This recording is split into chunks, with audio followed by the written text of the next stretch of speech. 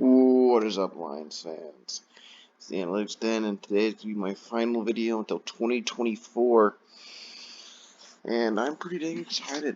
I'm going to give my predictions on why I think the Lions will make the playoffs in 2022, 53-man roster prediction, and statistical predictions for our starters.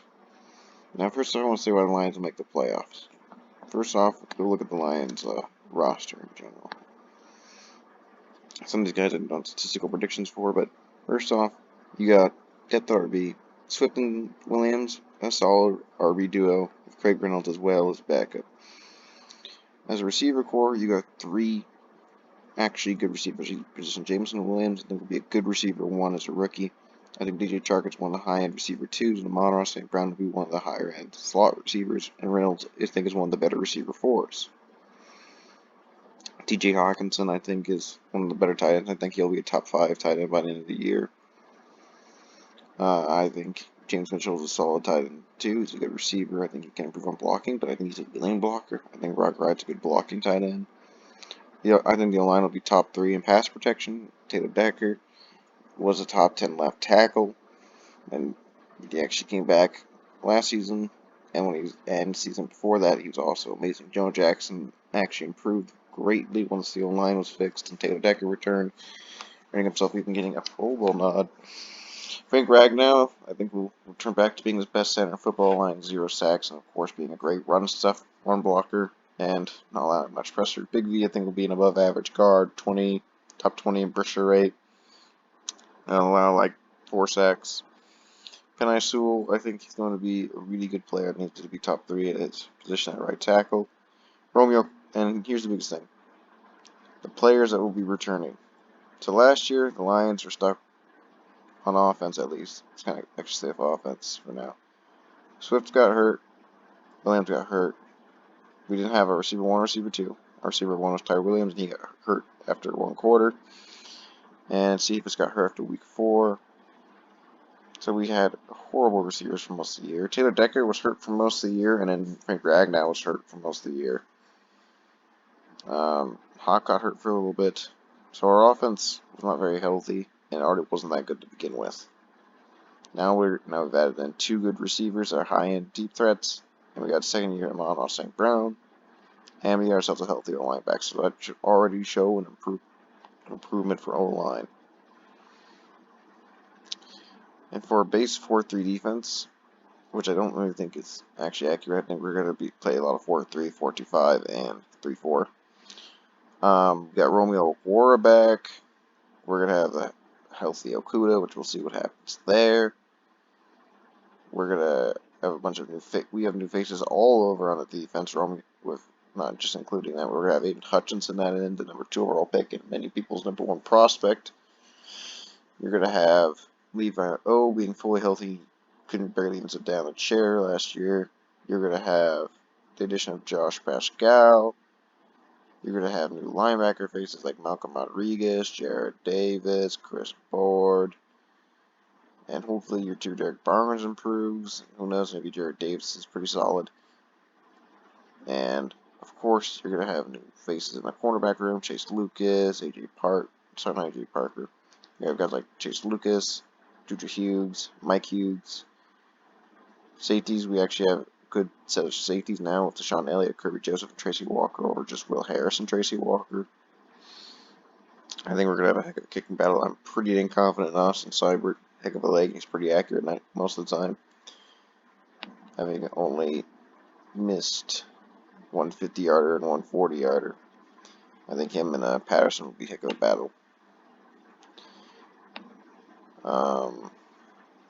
And of course, we have the best punter in football currently, Jack Fox, although I do think Matt Arizetta, the punter from Buffalo, will be pretty good. We're going to have your chair, Liam McNeil, and really I just think there's a lot of reason to be excited for this team next year. So, moving away from that, they really overall have a great team in this 53-man roster prediction. For QBs, I have Jared Goff as quarterback 1, Tim Boyle as quarterback 2, Steven Montez as quarterback 3, DeAndre Swift as RB1, Jamal Williams as RB2, Craig Reynolds as RB3, and Jamar Jefferson as RB4. Fullback being Jason Kabinda. Jameson Williams will be receiver 1, DJ Chark will be receiver 2, slot receiver will be Amon-Ra St. Brown, receiver 4 will be Josh Reynolds, receiver 5 will be Quintus Cephas, although officially it will be Khalil Pimpton for special teams purposes. And Cephas won't technically dress up unless an injury comes. DJ Hawkinson will be tight end 1, James Mitchell will be tight end 2, Brock Pryor will be tight end 3, Taylor Decker will be left tackle, Vanessa will be right tackle, with the new swing tackle being Obina Z over the cursed Matt Nelson. Joe Jackson will be left guard 1, Big V will be right guard 1. Kevin Jarvis, I think, will compete for Logan Sundberg for the offensive guard, rotational role. Greg Ragnow, of course, will be center 1 with Evan Brown, big center 2, who also could be offensive guard, like 3 or 4. Romeo Gore will be left defensive end 1. Aiden Hutchinson will be right defensive edge 1. So edge 1, edge A, and edge B, basically. Charles Harris will be heavily rotating among them. I think Julian Gore will get some rotation as well, with Josh Pascal being like will be a rotational defensive end for like different runs. I think he'll mostly play defensive tackle. Lee McNeil will be nose tackle 1. Josh Pascal will be 5 tech 1, replacing Brockers. Levi O will be heavily rotational with Josh Pascal and will also be playing a lot of 3-4 sets. Michael Brockers will be defensive tackle 2. I think he's mostly just going to be that player's coach, that rotational guy every now and then. John Pensini will be the guy rotating for Lee McNeil. Montgomery Reeves, I think, will be inside linebacker A. Chris Board will be inside linebacker B. And Derek Barnes will be inside linebacker C, with Jared Davis rotating, and Alex A as well. James Houston's inside linebacker 4. Jeff Okuda will be cornerback 1, Amani O will be cornerback 2, slot quarterback will be Chase Lucas, Fita Miller 1 will be CB5, and Will Harris will be CB6. Tracy Walker will be starting safety, Juju Hughes will be backup, and TJ Moore will be also free safety. Technically, I also do think that Kirby might rotate in that free safety spot as well, but I do think he'll win that strong safety spot. And then I think Sean Elliott will be his backup. And yeah, that's my predictions. Oh, I guess there's also corner. Sorry, Jeff Okuda, I think will win cornerback 1. I think if he's healthy, he's going to be a lot better. I do think the team's pretty confident in him. Manya will be cornerback 2. Chase Lucas, I think, will win out that slot spot. I decided I'd just try to be a bit different because I think my case is a pretty unanimous winner, but I do like Lucas. Vito Melfawanu will be cornerback 4, Will Harris being cornerback 5. Kicker Austin Seibert will win the job. I just think since his leg will win out, since Patterson that didn't really show being having a crazy big leg. Although I wouldn't be surprised if Patterson wins due to consistency. Jack Fox, I think, will win punching job, of course. Scott Lee is also winning that long sniper spot. I think Jameson Williams and Khalil Pimpton will be the main returners for kicks, and the main punt return will be Khalil Pimpton. The practice squad guys will be Tommy Kramer, Bruce Hector, Sean Diane Hamilton, Josh Woods, Matt Nelson, Jared Jacob, David Blau, Godwin Gabigwe, and Trinity Benson.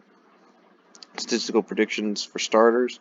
Jared Goff, I think, will have a 66% completion percentage, 4,589 yards, 34 touchdowns, and 9 interceptions. Comeback season for Jared Goff. DeAndre Swift with 700 yards, 401 yards per carry, 5 rush touchdowns, and 3 receiving touchdowns with 400 yards receiving. Jamal Williams, I think, with 500 yards, and 4 rush touchdowns and 100 rush yards. Kind of a mediocre year in rush game, but I think that's kind of predictable after last year. Will only be kind of above average. Jameson Williams will have 1,128 yards, 7 touchdowns, 16 yards a catch.